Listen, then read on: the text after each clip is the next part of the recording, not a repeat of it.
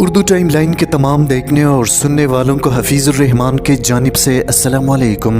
ناظرین، آخر پاکستان اسرائیل کو تسلیم کیوں نہیں کرتا، اور اگر پاکستان اسرائیل کو تسلیم کر لے تو کیا ہوگا؟ پاکستان اور اسرائیل دو ایسی ریاستیں ہیں جو ایک خاص نظریے پر بنی ہے، پاکستان اسلام کے نظریے پر جبکہ اسرائیل یہودیت و صہیونیت کے نظریے پر۔ یہ دو نظریات ایک دوسرے کا الٹ ہے جبکہ ان کا ٹکراؤ ہمیشہ ہر دور میں رہا ہے۔ ناظرین، قیام پاکستان کے اوائل میں ہی اس بات کا اعلان کر دیا گیا تھا کہ پاکستان کبھی اسرائیل جیسے متنازع اور ناجائز ریاست کو تسلیم نہیں کرے گا۔ یہ الفاظ کسی اور کے نہیں بلکہ بابائی قوم محمد علی جناح کے تھے۔ شروع سے ہی اسرائیل پاکستان سے خائف تھا اور پاکستان کا وجود اس کے لیے باعث تسلیم نہیں تھا۔ پاکستان کے پہلے وزیر اعظم لیاقت علی خان کو ایک بڑی رقم بطور امداد پیش کرنے کا لالچ دیا گیا تھا جو اس وقت اربوں مالیت کی تھی کہ وہ صرف ایک بار اپنی زبان سے اسرائیل کو تسلیم کرنے کا اعلان کر دے، مگر لیاقت علی خان نے اس وقت بڑی سختی سے یہ بات واضح کر دی کہ ایسا ہونا ہرگز ممکن نہیں اور نہ ہی پاکستان کبھی اسرائیل کو تسلیم کرے گا۔ ناظرین، اب سوال یہ ہے کہ آخر اسرائیل کو ایسی کون سی آفت آن پڑی کہ ساری دنیا کو چھوڑ کر اسرائیل پاکستان سے ہی خود کو تسلیم کروانا چاہتا ہے؟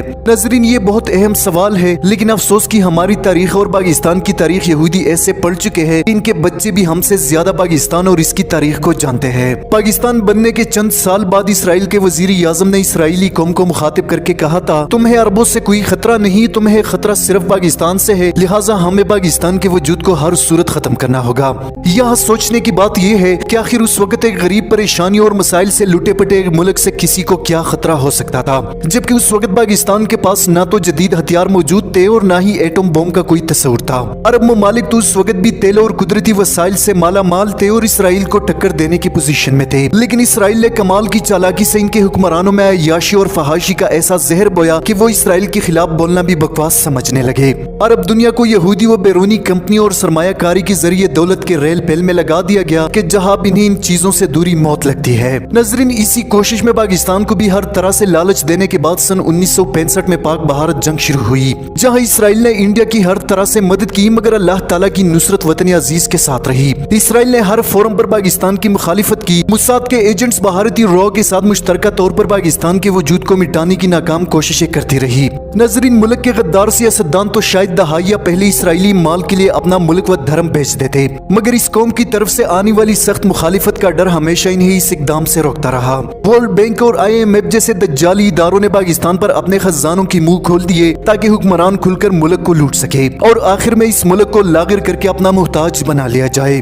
ناظرین، نیو ورلڈ آرڈر ایک ٹرم یوز کی جاتی ہے، ہم لوگ اس پر اکثر بحث بھی کرتے ہیں لیکن اس کا مطلب کم لوگ جانتے ہیں۔ نیو ورلڈ آرڈر ہی اصل وجہ ہے کہ یہودی پاکستان کے پیچھے پڑے ہیں کہ ہم سے کچھ بھی لے لو مگر ہمیں تسلیم کر لو۔ نیو ورلڈ آرڈر یا گریٹر اسرائیل ایک ایسا مذہب ہے جس میں صرف دجال کی حکمیت ہے۔ اس منصوبے کے تحت دنیا کے ہر ملک کو اس کے تابع ہونا ہوگا، جبکہ دنیا کے ہر ملک کو اپنے آئین اور دستور سے دستبردار ہونا ہوگا۔ ساری دنیا کا بس ایک ہی مذہب پر اتفاق ہوگا، بدلے میں دنیا جہان کے خزانے آپ کے قدموں میں ہوں گے، مگر اس کے بدلے ایک مسلمان کو اپنی ایمان اور غیرت کا سودا کرنا ہوگا۔ ناظرین، اب بات کرتے ہیں کہ پاکستان کے لیے اسرائیل کو تسلیم کرنا کیوں ناممکن ہے۔